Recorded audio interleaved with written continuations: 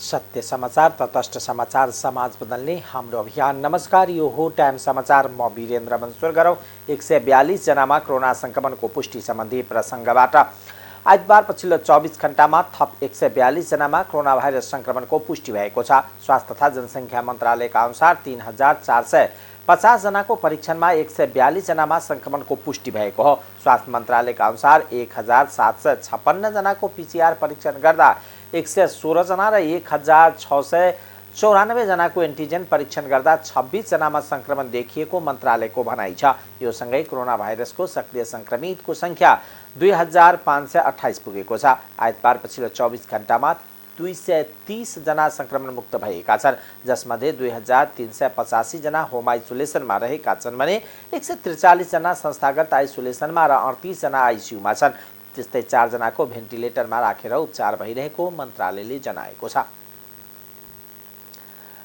नेपाली कांग्रेसबाट बागी भएर धनुषा क्षेत्र नम्बर 3 कबाट ललन चौधरीले उम्मेदवारी दिने भएका छन्। पञ्चायती शासन विरुद्ध सङ्घर्ष गरेका जिउँदो शहीद उपनाम पाएका चौधरीले प्रदेश सभा सदस्यको निर्वाचनमा उम्मेदवारी दिने घोषणा गरेका हुन्।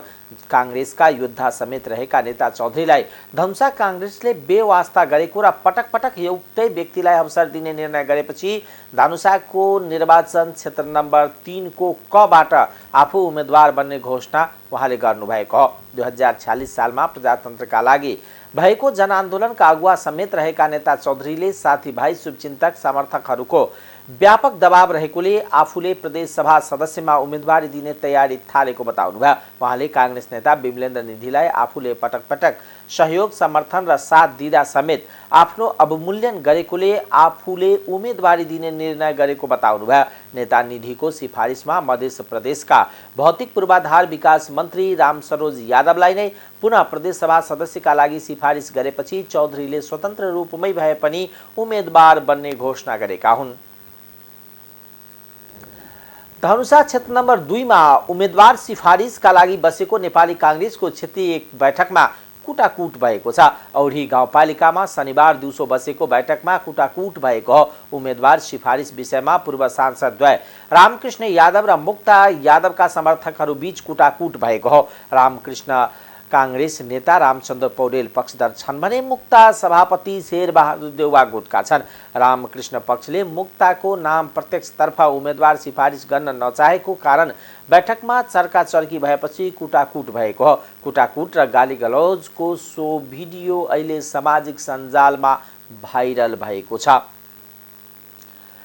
आगामी मङ्सिर 4 गते हुने निर्वाचनका लागि महोत्तरी क्षेत्र नम्बर 2 को कबाट नेकपा एकीकृत समाजवादीका सांसद मन्जु कुमारी यादवको नाम जिल्लाबाट पनि सिफारिस भएको छ।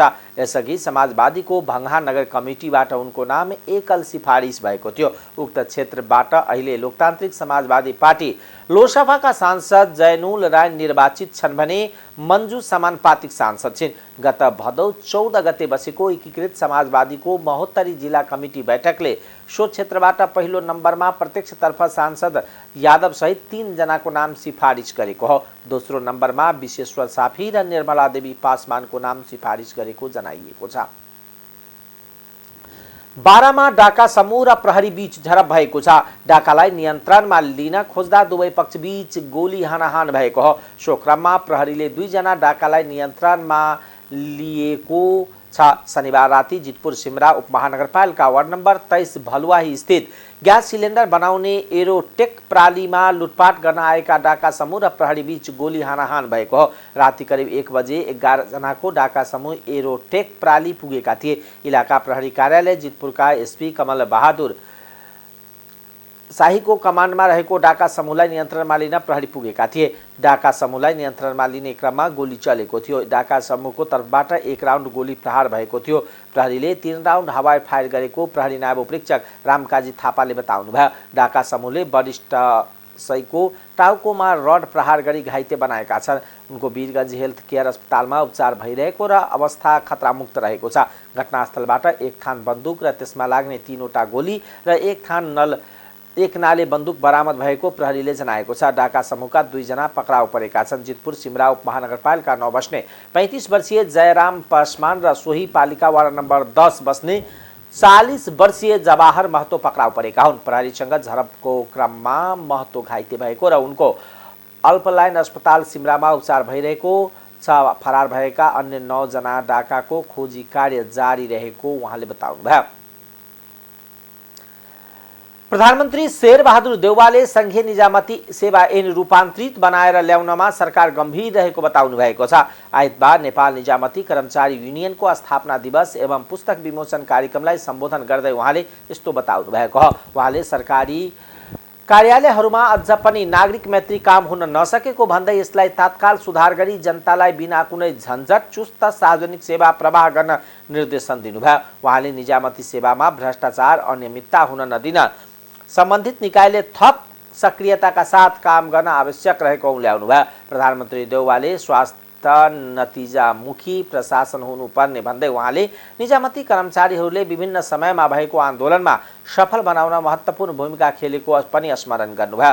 उहाँले सरकारका कर्मचारी कुनै राजनीतिक दल विशेष हुन नहुने भन्दै कार्यालयका कार्य सम्पादनमा कुनै पनि राजनीति आग्रह पूर्वाग्रह भन्दा माथि उठेर प्रचलित कानुनको पूर्ण पालन गर्दै आफ्नो भूमिका निभाउन पनि निजामती कर्मचारीहरूलाई निर्देशन दिनुभयो। प्रधानमन्त्री देउवाले मुलुकमा राजनीतिक संघीयता सफलतापूर्वक कार्यान्वयनमा आइसकेको भए पनि यससँग तारतम्य कायम हुने गरी प्रशासनिक संघीयतालाई व्यवस्थापन गर्न थप कार्यहरू गर्नुपर्ने स्थिति रहेको बताउनुभयो। मुलुकको विकास निर्माणका लागि बढाउनु पनि सहज हुँदैन। राज्य सञ्चालनमा निजामती सेवाको अपरिहार्य विश्वभर स्वीकारिएको छ।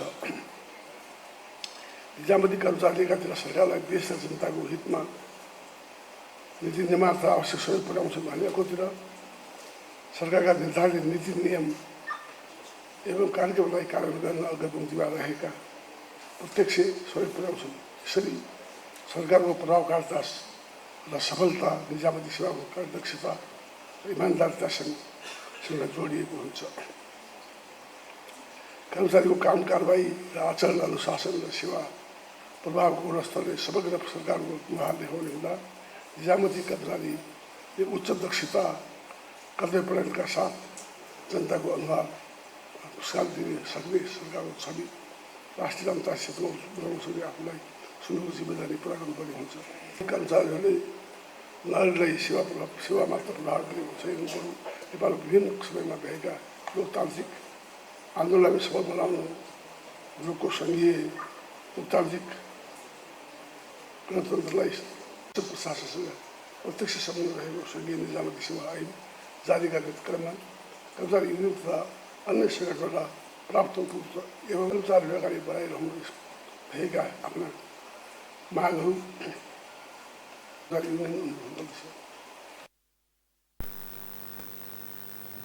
प्रधानमन्त्री देउवाले नयाँ संघीय निजामती सेवा ऐनको सन्दर्भमा निजामती कर्मचारी युनियन लगायतले दिएको सुझावको विषयमा आफू जानकार रहेको र संघीय निजामती सेवा जारी गर्ने क्रममा प्राप्त सुझावलाई समावेश गरी समय सापेक्ष गर्ने प्रयास हुने प्रतिबद्धता जनाउनुभयो। नेपाली कांग्रेसका वरिष्ठ नेता रामचन्द्र पौडेलले देशमा सुशासन दिन नसकेको नेपाल पनि श्रीलङ्का सरह हुने दावी गर्नुभयो। उहाँले देशमा राजनीतिक स्थिरताको अभाव रहेको बताउनुभयो।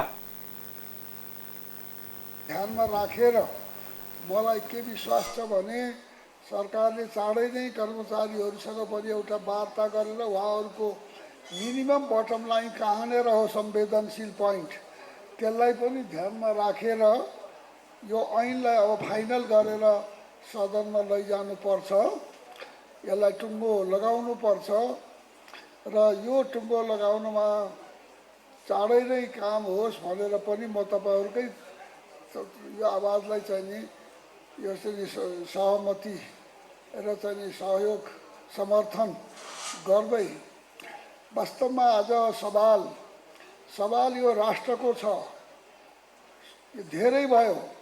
सवाल राष्ट्रमा राजनीतिक स्थिरताको छ, सवाल देशमा सुशासनको छ।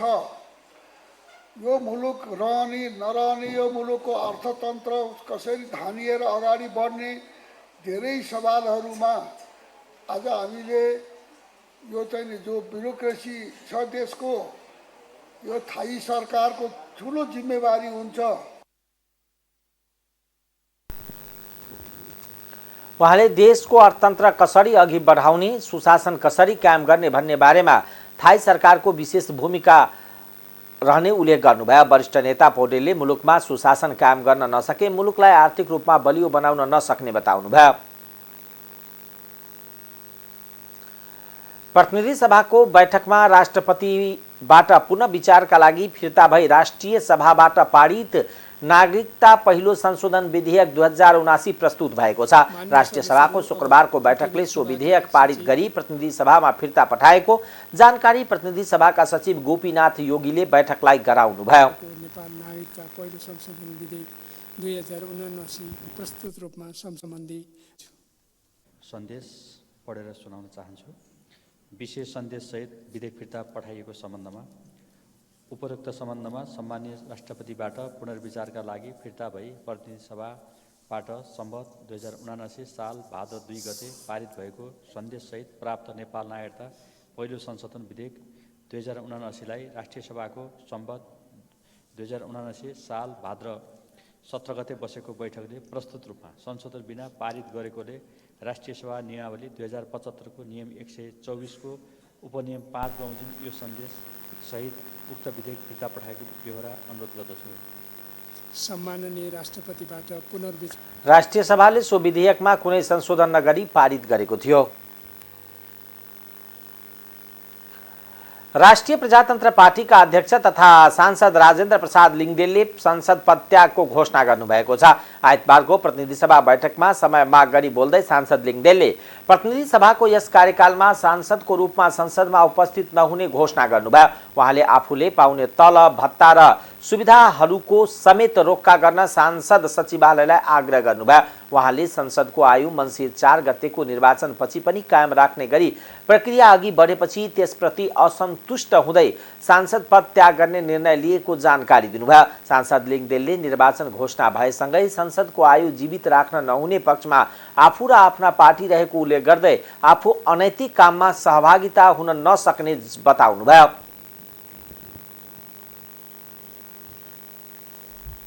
लज्जित र दुखित तुल्या। त्यसकारण मैले बाटोबाटै सांसद छुइनँ अथवा छोडेँ भनेर हिँड्नुको अर्थ हुँदैन। कमसेकम संसदमा उभिएर सबैलाई सुनाएर जानु उपयुक्त हुन्छ भनेर म आज संसदमा उपस्थित भएको छु र यहीबाट घोषणा गर्न चाहन्छु कि म आजबाट सांसदको रूपमा यहाँ उपस्थित हुने छैन मात्र होइन, सम्माननीय सभामुख महोदयलाई म आग्रह गर्न चाहन्छु, सचिवालयलाई आग्रह गर्न चाहन्छु, मेरो नाममा पठाइने तलब भत्ता सुविधा समेत रोक्का गरियोस् र कहीँ लेखेर दिनुपर्छ भने म त्यो नियमअनुसार लेखेर पनि दिन तयार छु कि यस प्रकारको अनैतिक काममा सहभागी हुन कमसेकम मेरो आत्माले मानेन। मेरो अन्तरआत्माको आवाज अनुसार, अन्तरआत्माको निर्देशन अनुसार आज यो सबै चिज त्याग गर्न यहाँ उपस्थित भएको छु। यो कार्यकालमा झन्डै यो 5 वर्षको यो कार्यकालमा संसदमा थुप्रै अनुभवहरू भए। एक्लो सदस्यको हिसाबले, एउटा पार्टीको एक्लो सदस्यको हिसाबले यहाँ उपस्थित हुँदाखेरि कयौं कुराहरूमा, नीतिगत कुराहरूमा आफूलाई उपेक्षा गरिएको जस्तो महसुस गरे पनि आम माननीय सदस्यहरूबाट, सबै दलका सदस्यहरूबाट जुन प्रकारको स्नेह सद्भाव मैले प्राप्त गरेको छु त्यो सधैँ मैले सम्झने छु र सम्झनामा राख्ने छु। सबैप्रति धन्यवाद तथा आभार व्यक्त गर्छु। जब म त्यहाँ बसेँ, यहाँबाट सर्दै सर्दै त्यो पछिल्लो कुना जहाँ ढ्याप हान्नको लागि हान्ने टेबल पनि छैन, त्यो ठाउँसम्म पुग्दाखेरि पनि कोही पनि, कुनै पनि दलको माननीय सदस्यहरूबाट मलाई उपेक्षा हुने खालको, उपेक्षा गरियो भन्ने खालको व्यवहार महसुस गर्नु परेन। फेरि हुने र यस प्रकारका गलत निर्णयहरू हुन नदिने त्यो भूमिका निर्वाह गर्ने एउटा सङ्कल्प र अठोटका साथ जनताको बीचमा जाँदैछु र हामी सबैले आफ्नो ठाउँबाट प्रयत्न गरौँ र आगामी दिनमा देशहित विपरीतका अथवा आफ्नो स्वार्थको लागि मात्रै, दलको स्वार्थको लागि मात्रै गर्ने यस प्रकारका निर्णयहरू आगामी संसदमा हुने छैनन्। यसमा हामी सबैले सङ्कल्प गरौँ, यसमा हामी सबैलाई शक्ति प्राप्त होस्। संसदको कुनै अभ्यास थिएन मलाई र समय लिएको थिएँ, हाँसो जस्तो भएको थियो। पछि आग्रह गरेँ, समय दिनुभयो, यो पनि सम्झना। यो कार्यकालको सांसद लिङदेलले आगामी निर्वाचनपछि एक्लो सांसदको रूपमा मात्र नभई बलियो पार्टीको रूपमा संसद उपस्थित हुने र संसदबाट गलत निर्णय गर्न नदिन संकल्पका साथ जनतामा जाने बताउनुभयो।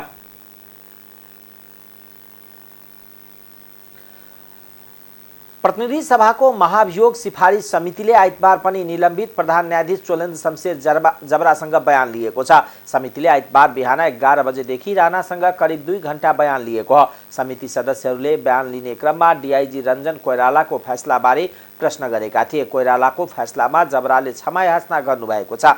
श्रीमतीको हत्या अभियोग लागेका कोइराला पूर्व डीआईजी रञ्जन कोइरालाको फैसला गलत भएको भन्दै माफी माग्नु भएको हो। न्यायाधीशलाई विवेक प्रयोग गर्ने अधिकार छ। न्यायाधीशले मिसिल हेरेर र विवेक प्रयोग गरेको उहाँले उल्लेख गर्नुभयो। नाबालकहरूको पालन पोषणका लागि पारिवारिक जीवन बिताउन दिएको भन्दै उहाँले विवेक प्रयोग गरेकै आधारमा महाभियोग लगाएको हो भने जनता समक्ष क्षमा माग्दै आफूलाई प्राश्चित भएको जिकिर गर्नुभयो।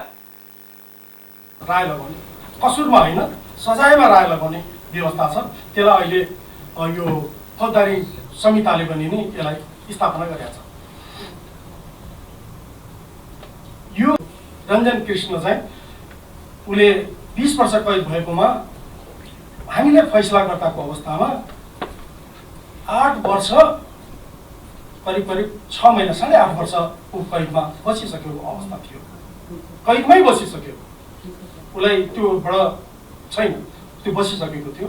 त्यस पछाडि उसलाई चाहिँ अनि त्यो मिसिलबाट अलिक त्यो मिसिलबाट महसुस गर्ने हो। न्यायाधीशलाई एउटा विवेक प्रयोग गर्ने कानुनले दिएको अधिकार हो, कानुनले दिएको व्यवस्था हो। त्यो विवेक प्रयोग गरेर उसलाई अब बच्चा बच्चीको लागि, 2टा बच्चा बच्चीको लागि पनि गार्जियनको चाहिन्छ कि भन्ने दृष्टिकोणबाट उसलाई चाहिँ अब 8.5 वर्ष बसिहाल्यो भनेर 8 वर्ष 4 महिना चान्चुन बसिसकेको थियो होला। 8.5 वर्षको यसमा राय लगाएको हो। कहिले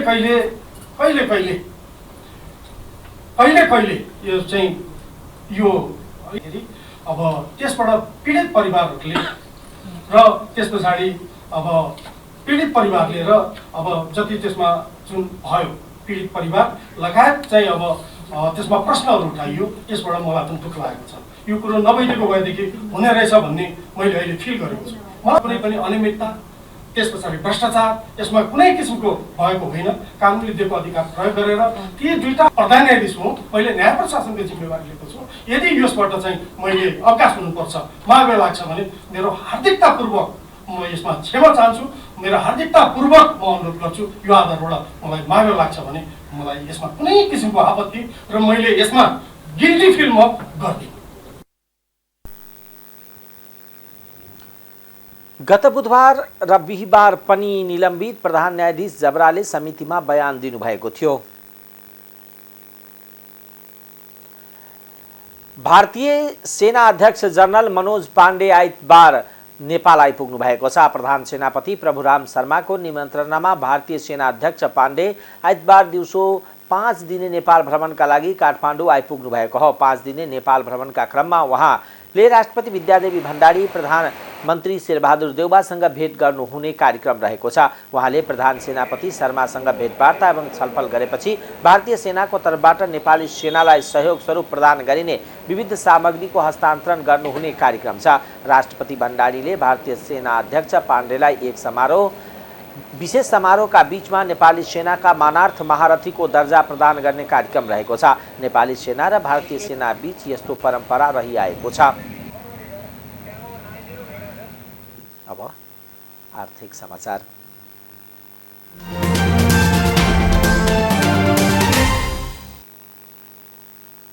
सरकारले आर्थिक वर्ष 75-76 मा सुरु गरेको प्रधानमन्त्री रोजगार कार्यक्रमको लक्ष्य राखियो। आन्तरिक रोजगारका अवसर वृद्धि र सामाजिक सुरक्षा प्रदान गर्ने, तर कार्यक्रम सुरु भएको 4 वर्ष बित्दा पनि आन्तरिक रोजगारका अवसर बढ्न सकेनन्। वैदेशिक रोजगारमा जानेको संख्या नघट्नु यसको प्रमाण हो। प्रधानमन्त्री रोजगार कार्यक्रम सुरु भएको आर्थिक वर्षको तुलनामा गत आर्थिक वर्षमा वैदेशिक रोजगारका लागि श्रम स्वीकृति लिने संख्या बढेको छ। आर्थिक वर्ष 75-76 मा 5,08,828 जनाले श्रम स्वीकृति लिएकोमा गत आर्थिक वर्ष 78 साउनदेखि 2079 जेठसम्म त्यो संख्या बढेर 5,67,839 पुगेको वैदेशिक रोजगार विभागको तथ्याङ्कमा उल्लेख छ। यसैबीच आर्थिक वर्षहरूमा भने श्रम स्वीकृति लिनेको संख्या घटेको थियो। कोरोना महामारीका कारण विभिन्न देशको विलकबन्दी गरेपछि श्रम स्वीकृति लिनेको संख्या घटेको, विभिन्न देशले बन्दाबन्दी गरेपछि श्रम स्वीकृति लिनेको संख्या घटेको विभागका अधिकारीले बताएका छन्। प्रधानमन्त्री रोजगार कार्यक्रम सुरु भएको अघिल्लो आर्थिक वर्ष 74-75 मा 6,12,685 जनाले श्रम स्वीकृति लिएका थिए। श्रम रोजगार तथा सामाजिक सुरक्षा मन्त्रालय मार्फत सुरु भएको यो कार्यक्रम लक्ष्य प्राप्तिमा मात्र सफल भएको होइन, उद्देश्यहरू प्राप्त गर्न पनि सफल छैन। यो कार्यक्रम बेरोजगार व्यक्तिलाई न्यूनतम रोजगारको प्रत्याभूत गर्न सकेको छैन। कार्यक्रम अन्तर्गत वार्षिक 7 लाख भन्दा बढी रोजगार सूचीकृत हुने गरेकोमा 2 लाख भन्दा कमले मात्र रोजगार पाउने गरेका छन्। कार्यक्रम अन्तर्गत आर्थिक वर्ष 77-78 मा 7,52,449 बेरोजगार सूचीकृत भएका थिए। गत आर्थिक वर्षमा त्यो संख्या 7,07,708 छ। त्यस्तै कार्यक्रमले कामदारलाई सिप र तालिमको व्यवस्था पनि गर्न सकेको छैन। कार्यक्रम अन्तर्गत वार्षिक 2 लाखलाई न्यूनतम 100 दिन रोजगार दिने भनिएको छ, तर न वार्षिक 2 लाखको रोजगार पाएका छन् न त 100 दिन काम नै। उक्त कार्यक्रम अन्तर्गत आर्थिक वर्ष 75-76 मा 1,72,270 जनाले रोजगार पाएका थिए। आर्थिक वर्ष 76-77 मा भने त्यो संख्या घटेर 1,05,626 मा सीमित भयो। आर्थिक वर्ष 77-78 मा रोजगार पाउनेको संख्या थियो 1,81,091। गत आर्थिक वर्षमा भने 1,47,456 जनाले रोजगार पाएका छन्। 4 वर्ष यता कामदारले वार्षिक 100 दिन काम पाउन सकेका छैन। प्रधानमन्त्री रोजगार कार्यक्रमको तथ्याङ्क अनुसार आर्थिक वर्ष 75-76 मा कामदारले औसत 13 दिन काम पाएका थिए। आर्थिक वर्ष 76-77 मा त्यो संख्या बढेर 16 दिन पुग्यो। आर्थिक वर्ष 77-78 मा कामदारले औसत 76 दिन काम पाउँदा गत आर्थिक वर्ष 78-79 मा त्यो रोजगार पाएको दिन बढेर 81 पुगेको छ। कार्यक्रम सञ्चालनको उद्देश्य पूरा नभएपछि यसको औचित्यतामाथि नै प्रश्न उठेको छ।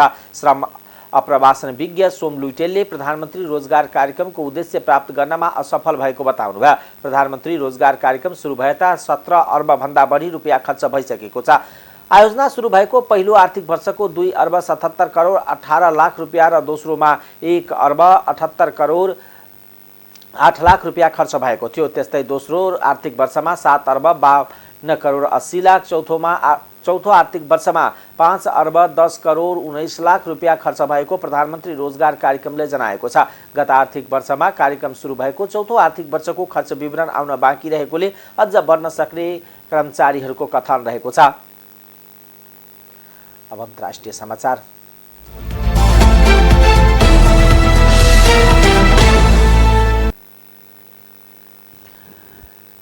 कुल गृहस्थ उत्पादन अर्थात् जीडीपी को आधारमा भारतले बेलायतलाई पनि उछिनेको छ।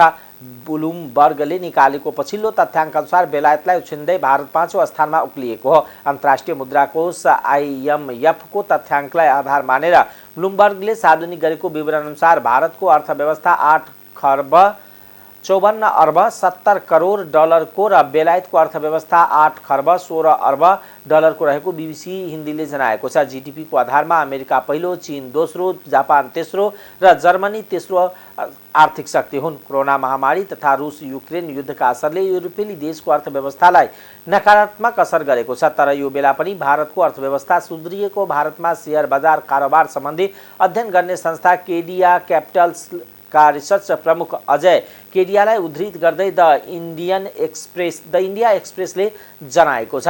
जीडीपीमा भारतीय बलियो देखिए पनि प्रति व्यक्ति आयमा भने बेलायत भन्दा धेरै पछाडि रहेको छ। बेलायती नागरिकको प्रति व्यक्ति आय 47,000 डलर भन्दा धेरै छ भने भारतमा भने प्रति व्यक्ति आय 2,000 डलर मात्र छ। 1 अर्ब 38 करोड जनसङ्ख्या भएको भारतमा 6 करोड 72 लाख जनसङ्ख्या भएको बेलायतको जीडीपी उस्तै हुन्। भारत निकै कमजोर छ भने बुझ्नुपर्ने आर्थिक विश्लेषकहरू बताउँछन्। म्यानमारको सैन्य अदालतले प्रजातन्त्रवादी नेत्री आङ सान सुकीलाई थप 3 वर्षको जेल सजाय सुनाएको छ। उहाँलाई चुनावमा धाँधली गरेको आरोपमा 3 वर्षको जेल सजाय सुनाएको बीबीसीले जनाएको छ। सुकीलाई अहिलेसम्म 11वटा मुद्दामा 20 वर्षको जेल सजाय तोकिएको छ। अझ थप केही आरोप उहाँमाथि सुनवाई हुन बाँकी छ। तर नेत्री सुकी सबै आरोपहरू अस्वीकार गर्दै आउनु भएको छ। सैन्य अदालतको फैसलालाई लिएर अधिकारवादी सङ्घ संस्था र समूहले राजनीतिक रूपमा प्रतिशोध साध्ने प्रेरित भएको भन्दै निन्दा गरेका छन्। संयुक्त राज्य अमेरिकामा हवाई जहाज नै छोडेर उल्टै दुर्घटना गराइदिने धम्की दिएको एक व्यक्ति पक्राउ परेका छन्। उत्तर पूर्वी मिसिसिपीको टुपेलो शहरमा हवाई जहाज छोडेर उडाउने र दुर्घटनाको धम्की दिने कोरी बायन पिटरसनलाई प्रहरीले पक्राउ गरेको छ। ती व्यक्तिले हवाई जहाजलाई घण्टौँसम्म घुमाएर वालमार्ट स्टोरमा जान दुर्घटना गराउन धम्की दिएको एनडीटीभीले जनाएको छ। मिसिसिपीका गभर्नर टेड रिबले ठूलो प्रयासले जहाज सामान्य अवस्थामै अवतरण गराइएको र कोही पनि घाइते नभएको बताउनुभयो। धेरै बेरसम्म उडाएपछि उनले जहाजलाई एक सुपरमार्केटमा लगेर ठोकाइदिने धम्की दिएको थियो। उक्त धम्कीपछि प्रहरीले एम्बुलेन्स, दमकल, उद्धारकर्ता लगायत सबै स्रोत साधन तयारी अवस्थामा राखेको थियो। बेचक्राफ्ट किङ एयर 90 विमान 5 घण्टाभन्दा बढी समयसम्म उडेको थियो। पाइलटको धम्कीपछि टुपेलो प्रहरी विभागले नागरिकलाई टाढा रहन आग्रह गरेको थियो। स्थानीय पत्रिका डेली जर्नलले विमान छोड्ने व्यक्तिको टुपेलो क्षेत्रीय विमानस्थलका कर्मचारी रहेको बताइएको छ। अब खेलकुद समाचार।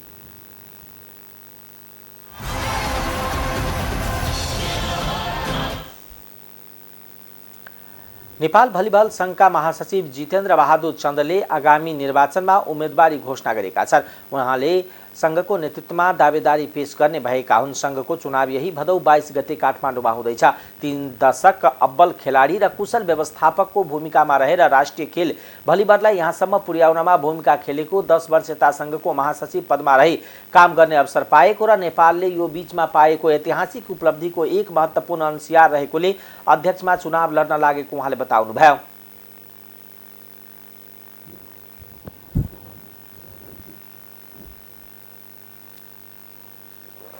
गाउँको भलिबलदेखि लिएर जिल्लाको भलिबलदेखि लिएर प्रदेशको भलिबलदेखि लिएर सेन्ट्रल भनेको राष्ट्रिय टिमको कम्पोजिसन कस्तो हुनुपर्छ र यसलाई कसरी व्यवस्थित गर्नुपर्छ र नेपाल भलिबलको सम्बन्ध एनओसीसँग के हुनुपर्छ, राष्ट्रिय खेलकुद परिषदसँग के हुनुपर्छ, मिनिस्ट्री अफ युथ एन्ड स्पोर्ट्ससँग के हुनुपर्छ र अन्तर्राष्ट्रिय हामीले जतिसुकै डोमेस्टिक टुर्नामेन्ट्सहरूलाई व्यवस्थित गरे पनि, हामीले जतिसुकै खेलाडीहरू इन्टरनली उत्पादन गरे पनि यदि नेपालको भलिबल इन्टरनेसनली एक्सपोज हामीले गर्न सक्दैनौँ, नेसनल उत्पादन भएका प्रोडक्टहरूलाई इन्टरनेसनली हामीले एक्सपोज गर्न सक्दैनौँ भनेदेखि there is no Nepal, Nepal will be nowhere in the globe of volleyball in the world भनेर विदेशीहरूले भन्ने कुरा मैले सुनेको हुनाले हाम्रो यो नेसनल जुन प्रडक्ट्सहरू छ, जुन नेसनल टिम छ त्यसलाई चाहिँ इन्टरनेसनल रूपमा सहभागी गरेपछि मात्रै यस नेपाल इज देयर भनेर हामी चाहिँ वर्ल्डमा काउन्टर हुँदो रहेछ भन्ने कुरा, यो कुरालाई पनि महसुस गरेर नेपालको सेन्ट्रल एसियन भलिबल एसोसिएसनको के रिलेसन हुनुपर्छ, के सम्बन्ध हुनुपर्छ, एबिसीसँग के रिलेसन सम्बन्ध हुनुपर्छ र एफआइभिबी भनेको विश्व भलिबल महासङ्घसँग हाम्रो सम्बन्ध के हुनुपर्छ र विश्वमा 222 कन्ट्री एफआइभिबीसँग एफिलिएटेड छन् र ती कन्ट्रीहरूसँग हाम्रो सहकारी के हुनुपर्छ भन्ने कुरा मैले डिप रूपमा अध्ययन गरेको हुनाले र बुझेको हुनाले र ती कुरालाई लागू गर्न सक्ने र लागू केही कुराहरू गरिसकेको हुनाले मनोरञ्जन रमण शर्माको कार्यकालमा भएका जुन हामीले सुनौलो अवसर भन्छौँ, स्वर्ण अवसर भन्छौँ, धेरै अचिभमेन्ट गरेका जुन हामी कार्यकाल भन्छौँ, यसमा धेरै कुराहरू काम गर्नुपर्ने बाँकी के छुट परेका छन् भने त्यो उहाँको कार्यकालमा रहेका बाँकी गर्नुपर्ने कामहरूलाई Jitendra Bahadur Chand as a general secretary व्यवस्थापनमा र यो चाहिँ प्रशासनमा काम गरेको हुनाले एज अ प्रेसिडेन्ट मैले पुरा गर्छु भनेर तपाईँहरूका चाहिँ मैले आज उम्मेदवारी घोषणा गरिरहेको छु।